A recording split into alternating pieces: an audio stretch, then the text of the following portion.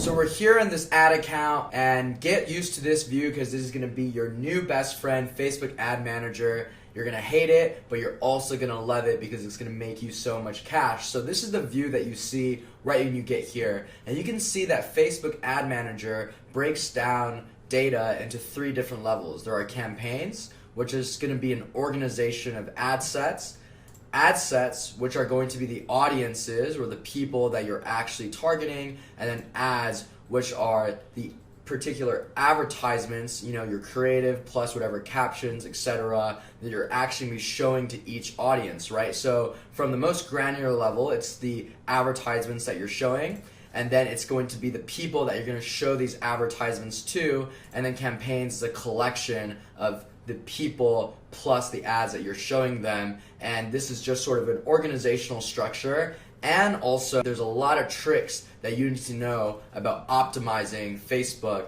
As you guys all probably know, Facebook's big value proposition is that they are a big machine learning data powerhouse. So they're able to learn at the campaign level, the ad set level, and the ad level in order to drive better and better results. So when I tell people you should have $3,000, $4,000 saved before you actually start e-commerce, it's because everyone is going to suck at Facebook in the very beginning, not only because of your skill cap, but just because it takes time for Facebook to learn. Literally, the difference between targeting the same audiences on an account that already has a lot of spend and has already done a lot of learning versus a brand new one is night and day. So literally, as you are spending more money and making adjustments, which I will teach you how to do, your Facebook Ad Manager and your Pixel, which is the thing that reads all the data and learns, will get better and better and better. It's like you're sending a kid to preschool, and then hopefully they're eventually going to graduate from college and get really good at generating sales for you.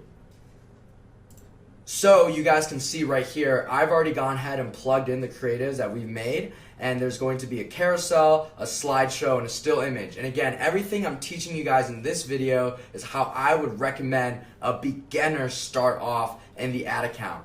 And the first rule you guys need to know is that you should have at least 2 creatives within every single ad set. So you can see this is one ad set I've made, and there are 3 creatives in here. I recommend at least 2, ideally 3 or more. One golden rule you guys should always keep with you is that at the ad set level, the budget needs to be enough to support $5 per ad copy or creative that you're running, right? So in this case, we have 3 creatives. So the minimum budget at the ad set level is going to be $15. For all of those people out there that are advertising, hey, you can spend $5 a day on Facebook and start making a bunch of money, that is a load of malarkey. Maybe it would have worked years and years ago, but in today's competitive environment where Facebook needs to learn even more than before, and just because you need data to actually make decisions so you're not shooting in the dark, you need at least $5 per ad copy. So the minimum ad set budget would be $10 if you're using 2 creatives. In this case, we're using 3 creatives, so it's going to be $15. Furthermore, you're going to want to use creatives that are different styles or different messaging. You can see here that we have a carousel, a slideshow, and a still image. This means that Facebook will eventually, within this audience, pick the best creative to show them over time.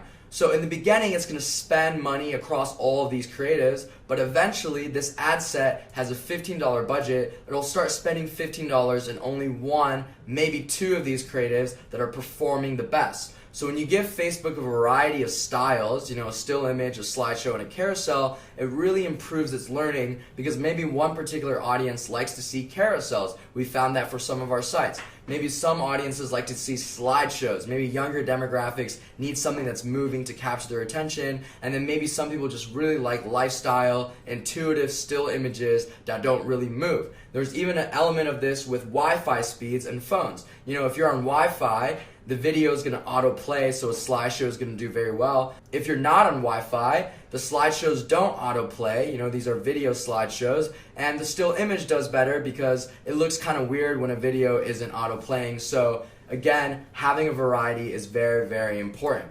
So let's back up. We have 3 ad copies within the ad set and campaign, but you might be wondering, all right, well, how did you even make this campaign or these ad set? What settings are you getting into? So I'm going to overview that right now. The first thing you do on a brand new ad account is you press Create Campaign. Now, something I'm not covering is linking up the pixel and integrating with Shopify, things like that. It is super, super easy to do, and honestly, you guys could Google it and figure it out. So we've already gone ahead and done that step. When you create a new campaign, the first thing you're going to want to do is name it. Like I mentioned before, there's learning that takes place at the ads level, the ad set level, and the campaign level.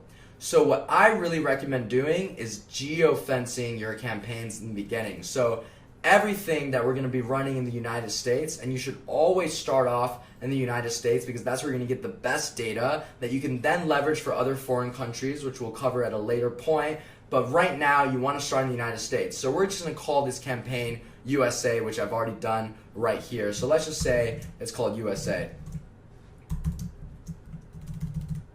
Sorry, not the best typer. And then bidding style is just going to be auction. Facebook is always going to be an auction. And to give a little science behind how Facebook works, essentially there's different audiences that you're bidding on, right? And you're basically going into a massive auction where you're telling Facebook, hey, I'm willing to spend X amount of dollars to target this person with this creative, and someone else that's a competitor hitting the same audience is also doing that. And Facebook's machine learning in the back end is basically prioritizing different bids and then showing ads to different people. So that's what this auction means, and that's actually the infrastructure of how Facebook ads works.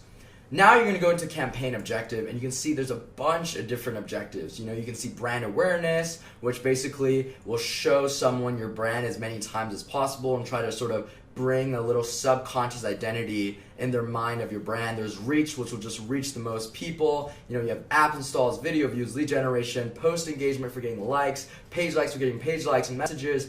We're always going to be optimizing for conversions.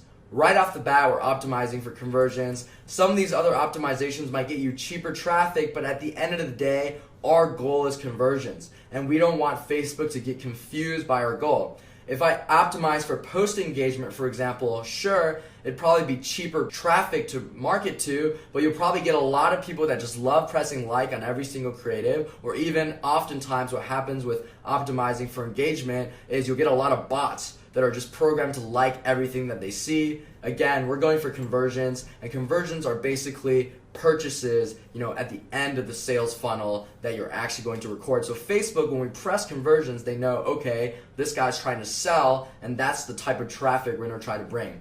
Facebook's going to automatically take this CBO, or campaign budget optimization, for you.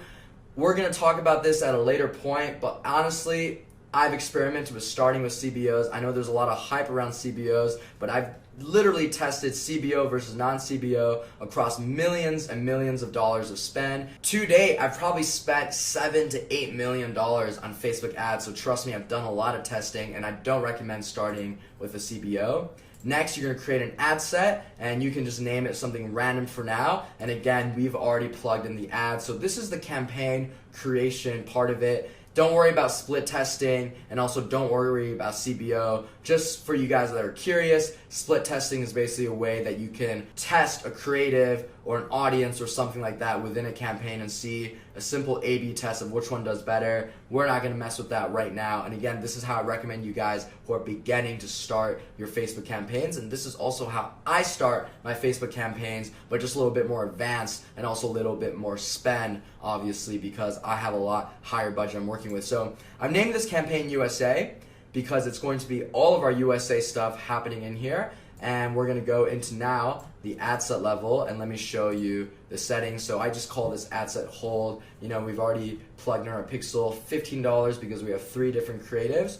Now, for start date, here's a little hack that I'm just going to give all of you guys. You always want to program it to be 4 a.m. starting Eastern time. There's a lot of sort of tricks to doing this, and basically what it's doing is it's tricking Facebook.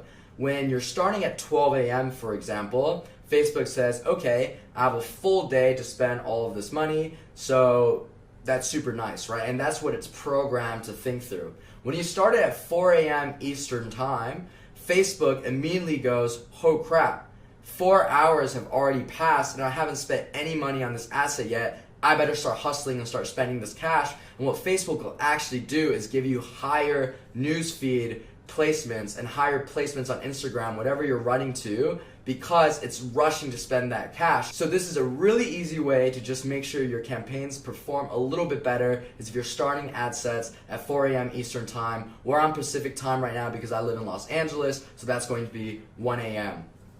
Next up, you're actually going to the audience. So this is who you're targeting. In the beginning, because you don't have access to any data, you're going to go with standard interest testing. And what an interest is basically a collection of people that have expressed some sort of affinity to a certain object, to a brand, to a celebrity, etc. You name it, right? Maybe they've talked about them recently on Messenger. We all know Mark Zuckerberg spying on our chats. Maybe they're Googling them, or maybe they just joined a Facebook group that has an affinity with them, whatever. Facebook's really good at making these interests, and that's where you put it right here is interest, right? And we're gonna start off, obviously we're selling fighting gear, so let's just look up MMA, right? And you can see, wow, there's so many different interests, and you wanna be very careful about where you're targeting, because you can see there's MMA right here, but it says employers. So this is literally people that are employed by some sort of MMA agency, only 6,000 in size, probably not what we're looking for. My guess is our target demographic aren't going to be real MMA fighters because they're going to be buying from very reputable brands. You go to heavyweight MMA, and this is an interest, right? Not an employer, and also has a big size. The rule of thumb for audience size is you want to make sure audiences are at least 200,000 in size, and the reason for that is because that's the way you can minimize your cost and also make sure you have scaling potential. An extreme example is, let's say your audience size is 1,000 people. You know, if you show your ad to 1,000 people and it's doing really well, it doesn't really matter because you can't scale it anymore. The audience is very, very limited. You just end up showing your ad over and over again to the same people, and the smaller your audience size is, the more costly it is to advertise on Facebook. So let's go with heavyweight MMA, 16.8 million people in the world that are interested. We're gonna click right here. And a hack you wanna do is just name your ad set, the interest, so then you know what each ad set is targeting at the campaign level when you're looking into Ad Manager. Now we're going to look at the age and the gender. In the beginning, you're not going to want to segment by age at all. Again, Facebook is very, very smart. And I found that the times you let Facebook do the learning on its own with little guidance is actually sometimes when it performs the best. And in the beginning, you really don't know what age groups you're targeting. And you might be thinking, Kevin, there's no way someone above the age of 60 is interested in MMA. And guess what? That's probably true. But when you don't put these guardrails in, when you don't exclude age groups, what Facebook does is it will start allocating the budget precisely in the right amounts to each pocket. So maybe above the age of 60, only 1% of people are interested in MMA. But what Facebook will do is it'll also spend a very minimum of budget, but it'll still hit those people in the 60 plus range that are interested in MMA heavyweight. So you want to leave this open. The only thing I recommend segmenting by in the very beginning is gender, if you know your store is going to be a gender product. So if you're selling dresses, for example, you know, I'm very, very open-minded, but chances are people that are buying dresses are going to be women, right? So you're going to want to segment by women if you're selling a female-oriented product. In this case, all of these products that we've sourced on the MMA store is going to be male products, right? They're all male accessories and gear, so we're only going to be targeting men. That's the only sort of segmenting you're going to do at this point, aside from interest. Then you're going to go down. For placements, you can go to edit placements and you can see, wow, there's a bunch of different placements that Facebook owns, and guess what works the best? In 2019, 2020, what I found works the best is still going with automatic placements and letting Facebook do the thinking for you. And what will end up happening is they usually show it to Facebook mobile feed and also Instagram. These are sort of the highest converting traffic sources, but hey, you never know, your niche might be a little different, so you want to give it automatic, and Facebook will spend a little bit of money in each of these pockets and then finally determine where to shovel the rest of the cash. We're obviously going to be optimizing for conversions, right? We're not optimizing for anything else. And also, we're going to be doing 7 days click or 1 day view. And this is the best setting. I've tested all of these settings. This is the best setting for dropshipping because what it's saying is basically we're going to look for people that have clicked within the past 7 days or view the products in the past 1 day, or gone to the page in the past 1 day, right? And this is especially effective because it lets you capture people that are clicking in a long-term window, as well as your impulse buyers, who are people that view the ad in the past 1 day. And I will tell you right now, in general, dropshipping is going to be an impulse buyer's game, right? You're really getting people that are just really, really on the edge of buying, and then you're gonna hit them with the sale or some sort of really engaging ad and tip them over the edge. And cost controls, don't worry about that right now. This is something that happens when your ad account has become a little bit more mature, and this is sort of called manual bidding, if you've heard of that. And what it does is it sort of lets you guide how much Facebook should spend. So you might be thinking, hey Kevin, shouldn't I just put this at a very low number and I'll get very, very cheap cost? That's not how it works. You can try it and it just won't end up spending. In the beginning, your goal is for Facebook to spend as much as possible, unconstrained, to learn. So we're not gonna put any cost controls in, and there you go. This is the ad set settings that we're going to keep throughout this initial launch, and the only thing we're going to be changing every time is heavyweight MMA. So, we're going to hit publish because we're ready to go with this ad set. Now, something stupid that people do is every single time they want to create another ad set, they'll click create and put all these settings in all over again. That is not the move.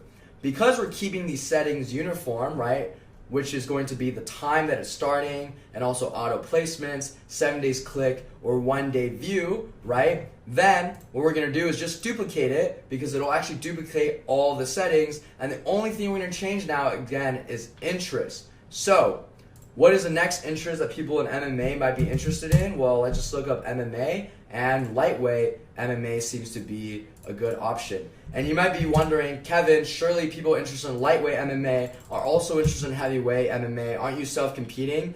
That is very true, but just to tell you guys, self-competition really isn't a problem until you're running an overall Facebook budget of around $10,000 or more. Look at it. Lightweight MMA has 10 million people. The other one had like 16 million people. Sure, there's going to be overlap, but the odds that you hit someone overlapping is very, very low given the small budget that we're running. And also the odds that these ad sets are going to interfere with each other's performance is, again, very, very low. Self-competition and cross-placements and sort of cross-advertisement and self-cannibalization is something you have to worry about once you're already very scaled up, spending around $10,000 plus a day. So for now, we're just going to be putting in these interests that are interested in MMA. So I'm going to go ahead and hit publish here as well. And now I'm going to teach you guys another hack to save time. We're all about saving time here. You can do this thing called quick duplicate, and you can actually publish everything at once. So you can see it made another copy very, very quick. We didn't have to press duplicate. And now let's go for another MMA interest. And how do I come up with these interests, right? Number one, it's intuition. You have to do some research and have some baseline understanding of your product to come up with some interest. Like, it wasn't rocket science for me to come up with MMA style interest if we're selling MMA stuff, right? Of course, Google is also a really, really good tool because you can see right now we're really hitting sort of different weight classes. I'm going to include another weight class, but you want to give your interest targeting some diversity. We've hit a lot of weight classes. Now let's actually go into some MMA brands. And it's super easy. This is just Google research, right? So we just use Google and look up MMA brands. You can see all these different mixed martial arts clothing brands, right? And you can even say, okay, top MMA brands, these are probably the most popular, and see if these are some things that you can target. So we've had 3 weight classes. Let's mix it up and also go with some brands. And in general, you're going to want to target a variety of different types of things. You're going to want to make sure you have some brands, you have some celebrities, some interests, etc. And it seems like bad boy is not something that you can target, right? And this will happen all the time, so we just have to move on to the next one. I'm an MMA fan. I know Conor McGregor, for example, is a very big fighter, and there you go. There is Conor McGregor. Well, I spelled him wrong, and here I am saying I'm a big fan, and that's going to be another interest. And, let's see if there's other fighters. So, we have 3 weight classes. Let's also do sort of 3 fighters. Nate Diaz, right? That's a pretty big MMA fighter. I actually watched him defeat Anthony Pettis live, and that was a crazy, crazy fight for you fight fans out there. And then let's also go with, let's just say Khabib, right? He's the one that actually defeated Conor. Not a big fan of him because I'm a big Conor McGregor fan, but for all you Khabib fans out there, he's a great fighter. And bam, right? We can now, you can see this, publish all of these at one point. So, I have right now 6 ad sets. That means I'm spending $90. We're prepared to spend $90 tomorrow, right? How much money you want to spend day to day is completely up to you, right? Just know that you have to think about spend in a very different way than sort of buying other things. When you spend money on Facebook, there's economies of scale, meaning the more money you're spending, the more Facebook is learning. Obviously, there's an inverse to this, which is, if your website is crap and your creatives are crap, spending a lot of money isn't really worthwhile because you don't even know if you're getting good traffic. You don't really know if the results are indicative of your website is bad, or is it your targeting is bad, or is your creative is bad. When you're very, very confident that your website is pretty good, and you're very, very confident that your creatives are also pretty good, then don't be afraid to sort of spend a little bit more. For you beginners right now, I recommend spending on day one probably 6 ad sets, right? And that's $90. For those of you guys that want a little bit more aggressive a start, I would say you could go up to 10 and then get yourself really, really diverse, right? So we have 3 celebrities, we have 3 weight classes. Now, I'm gonna do sort of some martial arts styles, right? So I'm just gonna add in additional ad sets and bring this up to 10. So, I know, for example, Muay Thai is something that is a fighting style, and maybe people interested in these products would like Muay Thai. And again, I'm guessing for these, right? I'm using intuition, I'm using Google. I actually don't like a lot of those Interest Explorer or Niche Finder sort of tools out there. I find that sometimes the best just comes from doing research, and again, it doesn't take that long to come up with some good interest. Maybe some Tai Chi is going to be a good one. And when you don't know what something is, like Tai Chi Chuan, you just Google it. So I'm just going to target Tai Chi Chuan, which is basically the Chinese name for Tai Chi. Chuan means fist in Chinese. And then we're going to quick duplicate again. And, I guess another one that we can do is like Jiu-Jitsu, right? Perfect. So now we have 3 celebrities, we have 3 fighting styles, and the next thing I could do is probably like target, UFC, etc., maybe some organizations, right? So I'm gonna leave this at 9. If you're very aggressive and you want to learn quick, you could do 10 ad sets. I would say at the bare minimum, you should do 6 ad sets. And again, you want to do this only when you're convinced your creatives are pretty good. You've seen the creatives that we made together. I think it's pretty good. You've seen the website we made together. I think it's pretty good as well. I have all these things turned off because I don't want it to actually spend. But there you go. I just set the ad sets for day 1. And this is our cold traffic campaign, right? These people are people that have never gone onto our sites. Now, you might be thinking, okay, Kevin, well, it's great, we plug in these ad sets, but how do we actually make decisions? What you need to know is Facebook collects a bunch of different data points, a bunch of different metrics. I think Mark Zuckerberg said they're collecting like 25,000 data points every second or something crazy like that. And everything that you want to see is available in Ad Manager. But you might only be thinking, hey, how come on top, there's very little metrics, how am I going to make decisions? If, for example, I don't get a purchase, that's because you can customize your view, and I'm going to tell you how to do that. You just go to here, columns. The default is going to be performance, and there's a lot of defaults. You want to go to customize columns, and bam, now you can see everything that you can see on Facebook. So, what's super cool about e-commerce and digital strategy is the answer to your problems is always right in front of you somewhere in the data. You just have to go look for it, right? Whether it's the fact that your creatives are terrible, or the fact that your website is bad, or the fact your targeting is bad, it's all in the data. And the better you get at reading this data and making decisions, the more Facebook will start speaking to you on what's going on and what you should do next. And that's the definition of a very good ad strategist, is you're able to see the metrics Facebook is giving you and then make effective decisions both with creatives, targeting, and your website to get the best results. So I taught you how to go here, and what are the actual metrics you're going to use? Well, let's cut to that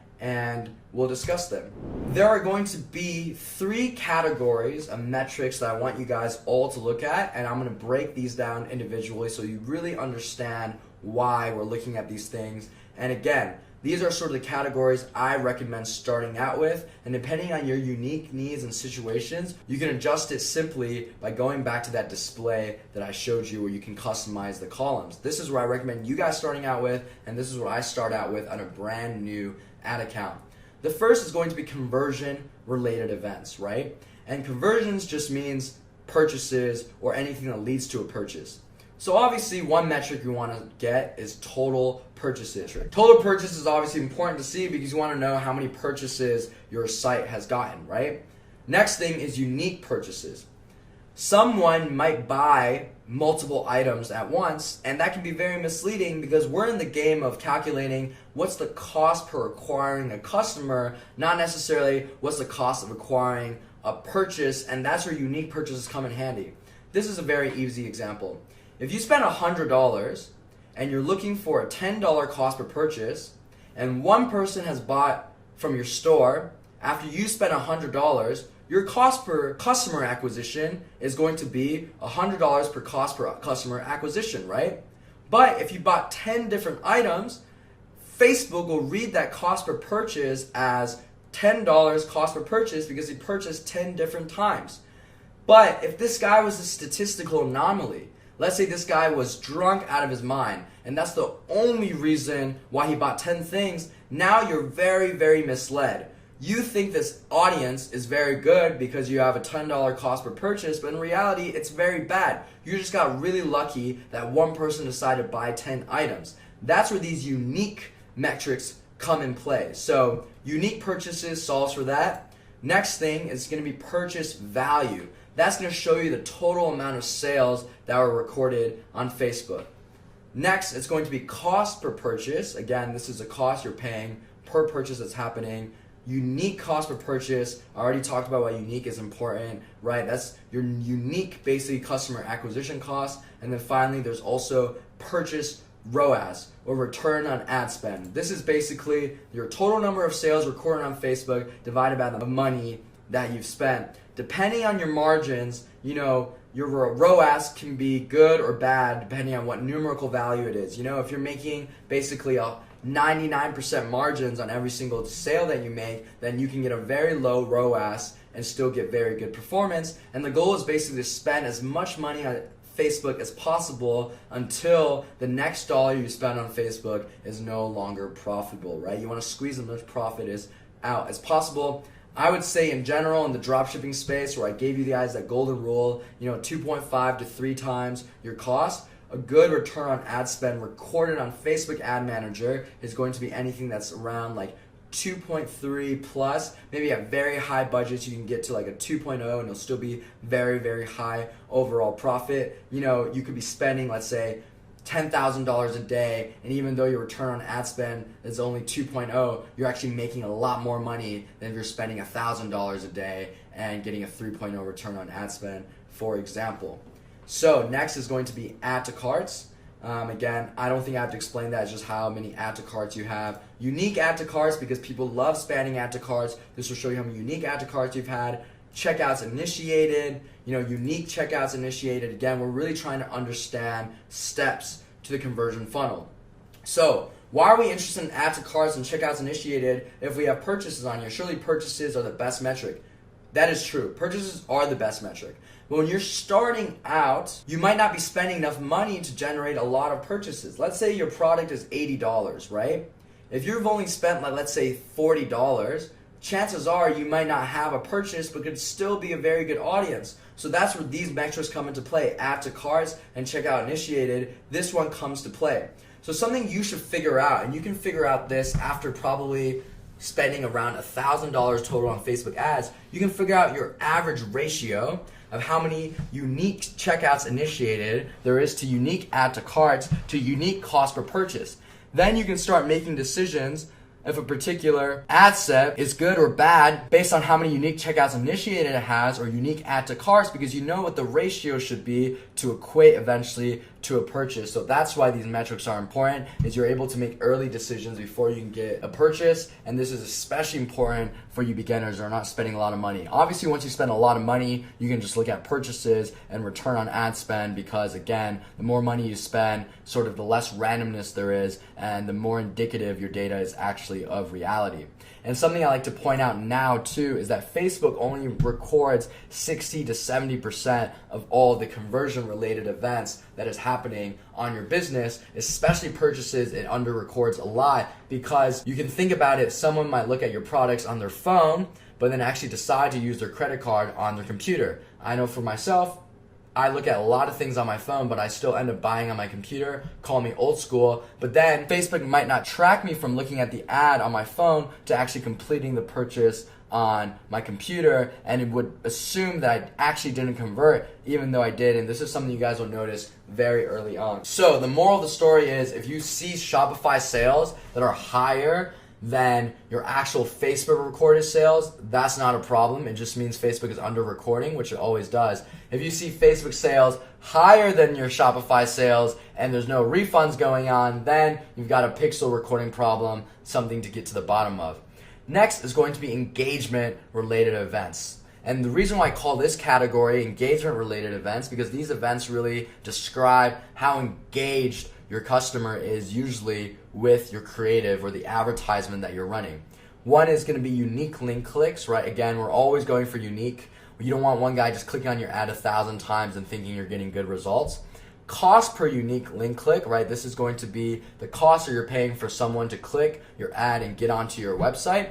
Unique CTR, this is your unique link click-through rate. So if you have a link in the ad, then this CTR will give you what percentage of people looking at your ad is actually clicking through. And then unique CTR, which is going to be all, right? There's two options, link click-through rate and all. We include both of them because if you want to add a call to action button, like those shop now buttons that you can create through Facebook Ad Manager, that might not get recorded through link click-through rate, but the all CTR will capture it. And again, over time, you're going to figure out what's a good CTR for you in order to make money, because it's all dependent, right? And this is where I want to do a big disclaimer. All of these things are completely dependent on your niche and your situation. So I hate it when people comment, hey, this is my CTR, this is my cost per purchase, is it good? Well, I don't fucking know. It depends on how expensive your product is. It depends on how much money you're making from your product. It depends on how expensive your audience is to market to. It depends on how expensive your audience is to market to, and it also depends on what your conversion rate is on your website. That all influences your results. I've had some sites with very, very high CTR, meaning people are clicking the shit out of these ads, but no one is actually buying, right? And that just means it's very click-happy traffic. I find this a lot with girls, especially teenage girls. They love clicking on everything. You ladies out there, you love clicking on everything, but you never buy. So even though you have a crazy high CTR, it doesn't mean anything if it actually doesn't convert to a purchase, right? On the inverse, I've had some ad accounts with super, super, super low CTR. This audience barely clicks anything, but the people that do click are actually buying. And even though my CTR is like 1% compared to like 7% with the female niche, I'm actually converting a lot more, and it's actually a great CTR. So this is something that you guys have to figure out. The next thing is health events. The reason why I call this funny name is basically this gives you an indicator of how healthy your ad account is and also how healthy your audience is, right? And the first metric is CPM, or cost per 1,000 impressions. This is basically the cost you're paying Facebook to basically show your ad to 1,000 people. Next is cost per 1,000 people reached. This is basically what Facebook gives you as the potential pool of everyone that you can reach with your advertisements. Now, they look very, very similar, but they're a little bit different. And why we include both of them is because one thing that will happen if you guys are bad merchants, meaning you're not being very proactive with customer support, you're not giving your customers refunds and exchanges, you're selling really, really crappy products, you're not monitoring product quality, you're not monitoring sizing, things like that, is Facebook will throttle your ad account and you'll see your CPMs or your cost per 1,000 people reached skyrocket, usually by 20-30%, which automatically feeds directly into the cost of your business. And this is a good way of sort of making sure that things are all healthy. Also, you'll find around holiday areas, Black Friday, etc., where everyone's trying to dump their budget, especially in the fourth quarter or the end of every single quarter, you'll find CPMs going up because more people are bidding on ads. Furthermore, CPMs give you an impression of how expensive one audience is to market to compared to another. And again, I want to be very clear about something. There's no such thing as lower CPMs being better and higher CPMs being worse. Sure, lower CPMs with all other metrics being the same is better than higher CPMs, right? That's just logic. But sometimes what happens is CPMs are very high because the quality of traffic is super, super high and a lot more people are bidding on them, right? So an example is India. In India, you will find such cheap CPMs. You will literally get millions of people to see your ads for like $1 and, a coupon to Best Buy. Obviously, you can't pay with coupon Best Buy, but just an example of how cheap these ads can be to deliver. What I found is in India, even though CPMs are so low and it seems like it's heaven at how cheap it is to advertise, no one actually buys because you have a lot of people in poverty, you have a lot of people that don't speak English, etc. They just love clicking on things, right? And they love being on Facebook. So that low CPM actually is representative of a really terrible audience.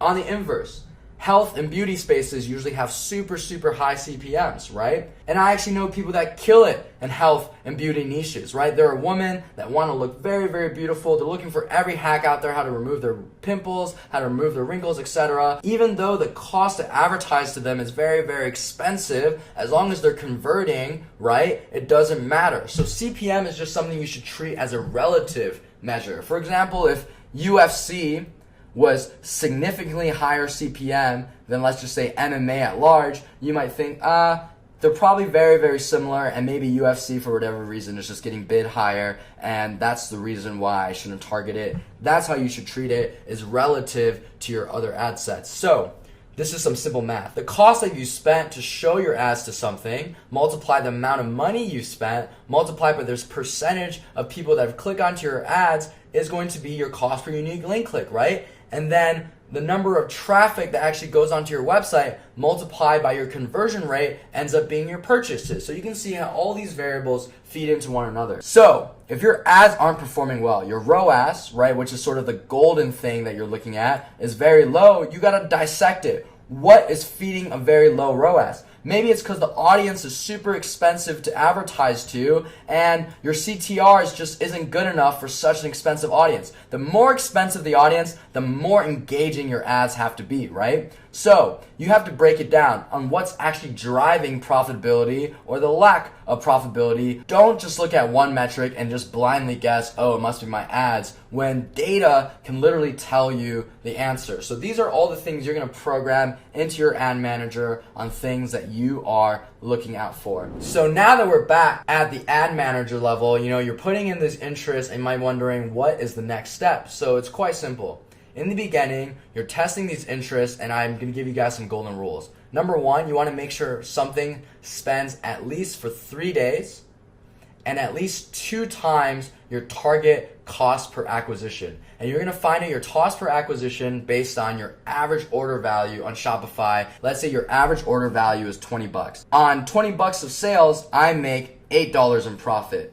That means that your advertising cost per purchase, or unique purchase, acquiring each customer, has to be under $8, right? And that's very simple logic. And what you do is, when ad sets are bad, you're cutting them, right? And when ad sets are good, right, you're looking for other similar interests. So let's say out of this experiment, over the course of 3 days, like 3 days later, I noticed that, wow, all 3 of these celebrity style ads did really well. And, the weight class ones really sucked. And, these are pretty average. What I would do is I would add in more interests that are similar to these sort of celebrity fighters, right? So you're going down a trail. And I'll expand on ad strategy at a later time. But in the beginning, this is how you're really thinking about it. And also, you want to cut at the ads level as well, because sometimes Facebook doesn't choose the right one. So assume all these are turned on, and let's say it's really spending all the budget in this ad copy,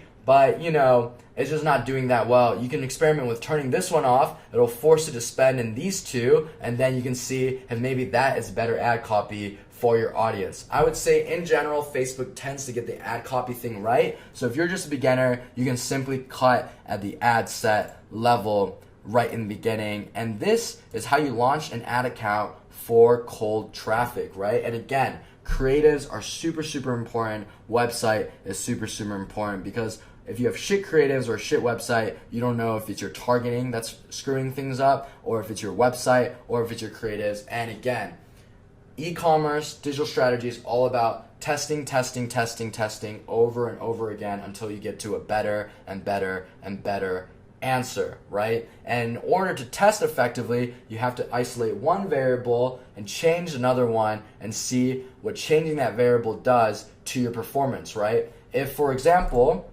I noticed that, hey, all of my ad sets are bad and I had a very, very broad spectrum, chances are my creatives are probably bad, because, you know, it's not very realistic to think all of these different ad sets, like none of them are going to be any bit as good. I would say if you start out with 10 and they're diverse across categories like this and you're getting terrible performance, look at your creatives, look at your website, because those are going to be likely your answer, right? There's only so much fidgeting you can do with ad strategy, and I'll teach you these hacks and these tricks, but there's only so many maneuvers you can do if at the end of the day your creatives and website sucks. Ad strategy is kind of like the cream on top of everything, right? If you have a really, really engaging creative, even if your targeting sucks, you're still going to get purchases because people are just going to resonate with that ad. If you have a shit creative and a terrible website, no matter how good your targeting is, because you could find people that really like MMA stuff, but they go onto the scammiest website, or they're looking at the worst ads in the world, they're not going to buy and they're not going to click, right? So don't get too tricked by Facebook's algorithm hacking and stuff. That stuff is very, very important, but that stuff is important once your baseline of creatives and website is already satisfied. Way too many newbies are obsessed with all these different scaling methods, all these different crazy things, and honestly, if your ad account just sucks right now and you're getting terrible performance, I'll just tell you this right now. It's not a little ad strategy hack that's going to turn things around. It's probably something very conventional or base that is going to be impacting your performance. I've noticed that the ad strategy or the algorithm sort of manipulation part of Facebook is only going to be accounting for 20 to 30% of your performance. The bulk of it is going to be your creatives and also your website. Now that we've covered cold traffic, meaning this is the campaign looking for people that have never engaged with your website or your creatives before, we're going to also make some retargeting campaigns in order to pick off people that are interested or express interest but really haven't committed to buying, and I'll show you guys how to do that in two ways. The first way to do it is with a custom audience, right? Which is you're actually making an audience on Facebook that represent people that have gone to your website, engaged, expressed interest to your products, but really didn't commit to buying, right? And this is one way to do it within Facebook, and I would say this is how we're usually doing it. I'm going to show you guys another way as well that is a little bit easier and can also be very dynamic. But a custom audience on Facebook is essentially an audience that you create from a file or from events on your website. You know, you can make, for example, an audience of people that have purchased, an audience of people that have added to cart but didn't purchase, and we're just going to go right over here to actually do that. So I always like to keep my retarget campaign separate from my cold traffic campaign, because again, there's learning at the campaign level, and I really want this campaign to get very good at learning how to pick off warm traffic or people that have already expressed a degree of interest. And again, we're always going to be optimizing for conversions. I've optimized for a lot of different things before. One thing I've only optimized on other than conversions is engagement, and that's when you want your ad to sort of have a bunch of likes, because sometimes people like ads that have a bunch of likes, and it adds a little trust factor, and it's really cheap to do that. But honestly, I usually end up optimizing for conversions anyways, and if you're spending a lot of money on a conversion campaign, you're gonna get likes. So we're gonna call this one 7-day retarget, which is the retarget window I recommend you guys starting out with. And again, you have to do some testing on what's the best windows. I found that this one, almost 90% of my stores, this is the best option, the best window, and we're gonna call this ad retargeting ad. I'm not gonna actually make a retargeting creative for you guys. The theory is the same, you know? Usually what works well with a retarget is going to be like a discount code. So you can sort of make a creative. I've already showed you how to make creatives that features a discount code. That's something for you guys to figure out. I'm not gonna do that. I'll teach you how to set up the targeting though. So again, we're gonna go for purchase, of course. And I also want to clear something else up. A lot of people are advocating for this method where you're optimizing for add to carts in the beginning because, it's hard to get purchases.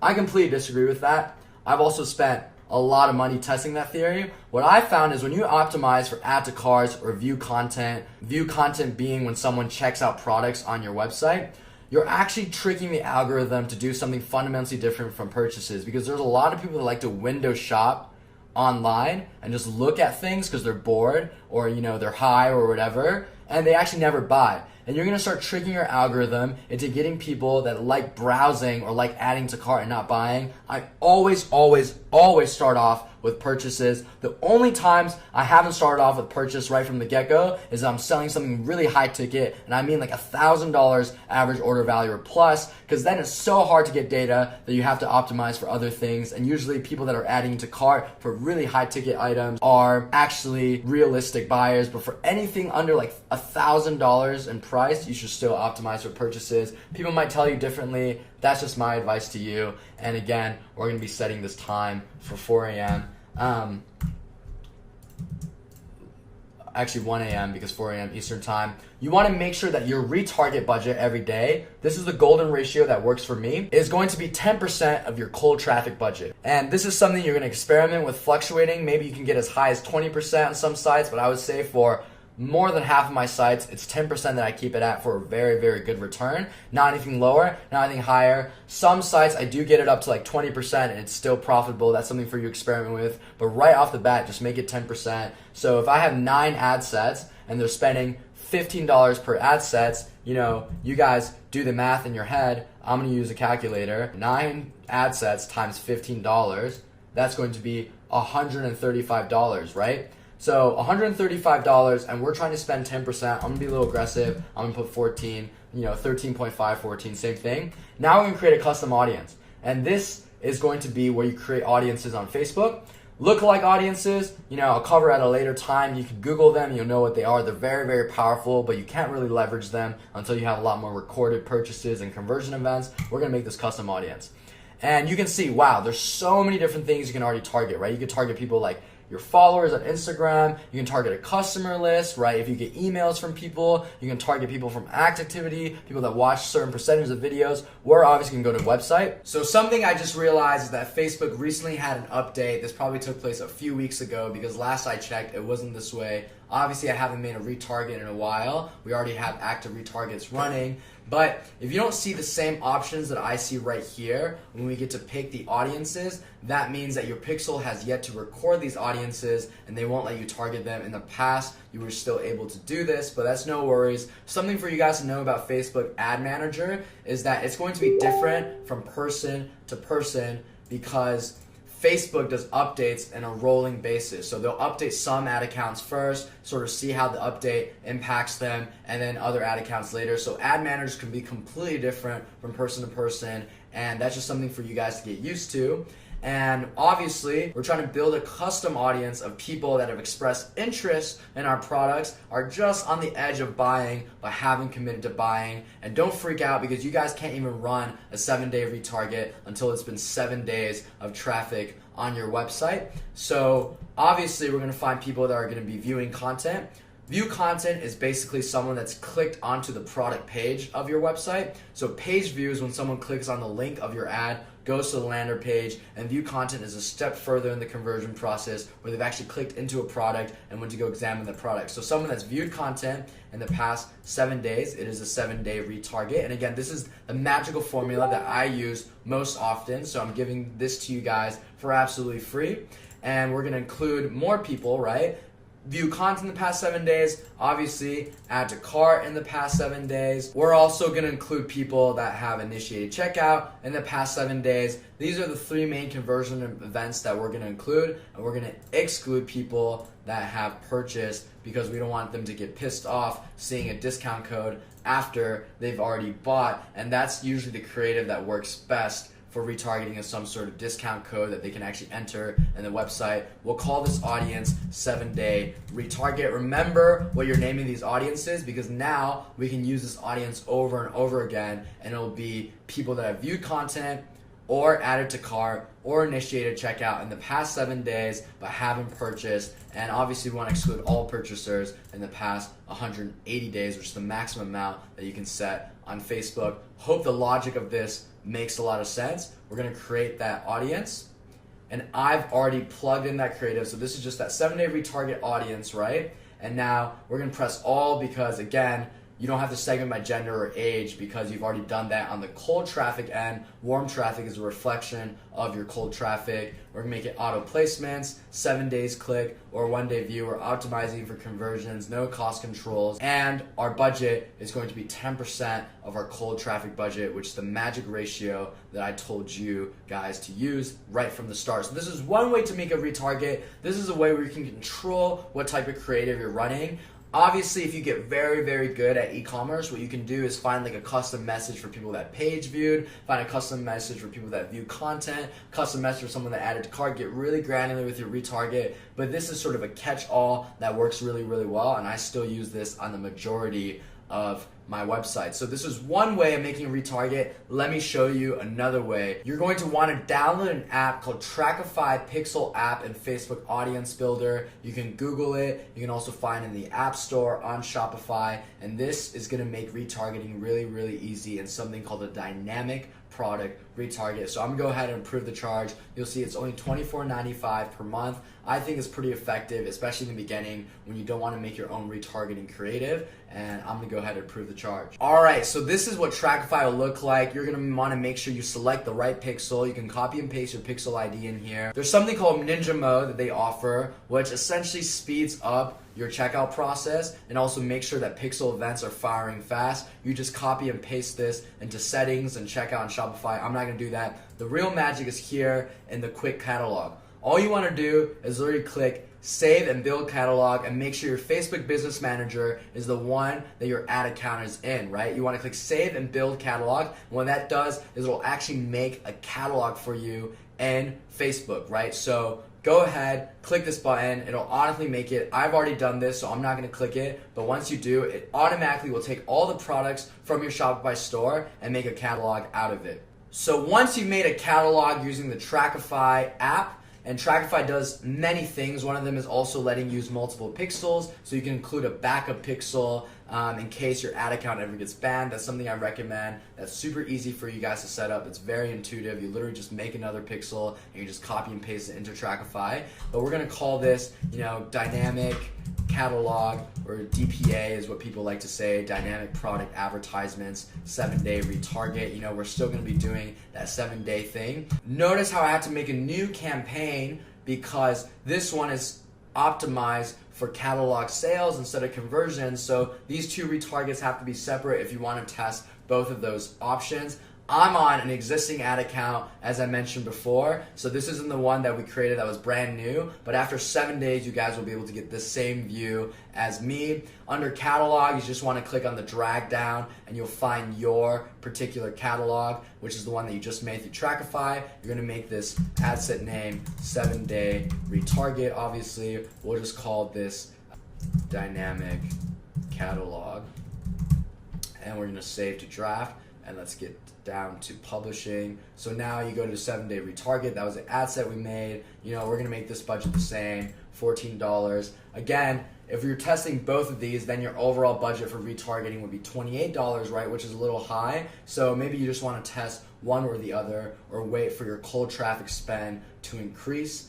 Obviously, we're gonna do that little hack of a time zone. This one is in Central Time, so make sure you remember it's 4 a.m. Eastern Time, so that means that it's going to be 3 a.m. Central Time of the next day. And this part gets really, really cool. You want to click retarget ads to people who interacted with your products on and off Facebook, right? And you want to select viewed or added to cart but not purchased. What this combination will do is it'll find people that have viewed specific products or added them to cart, haven't purchased, and actually show them the exact products that they just looked at. That is super, super cool, right? So you can say something like, hey, we noticed you looked at our products. Here's the discount code for additional 10% off. Check out today, right? And they actually see the exact products that they were just looking at on the website. It tracks it over. So that is a really cool feature. We're gonna set this thing to 7 days, and we're gonna make this auto placement. We're gonna optimize again for conversion events, purchases, 7 days click or 1 day view, no cost control. Now you'll be on this view where you can actually customize the ad. You'll see your catalog on this side. This side is blurred out because this is actually one of my existing ad accounts, and it still is an active ad account. So, I could use a little less competitors in the space, but we're still crushing it either way. And you can just do multiple iterations here, fool around with the primary tasks, fool around with the description, website URL. This is very similar to how we were making creatives before. You can make a lot of different iterations, and bam, you're testing something called a dynamic product catalog, which is a very simple, powerful way to retarget. So just to review, we've got a cold traffic campaign that's built around interest, and we've also got a retarget campaign that you can make either by using Trackify or also by making a custom audience and a custom creative that comes along with it. And that is how you launch Facebook ads in 2020 on day one.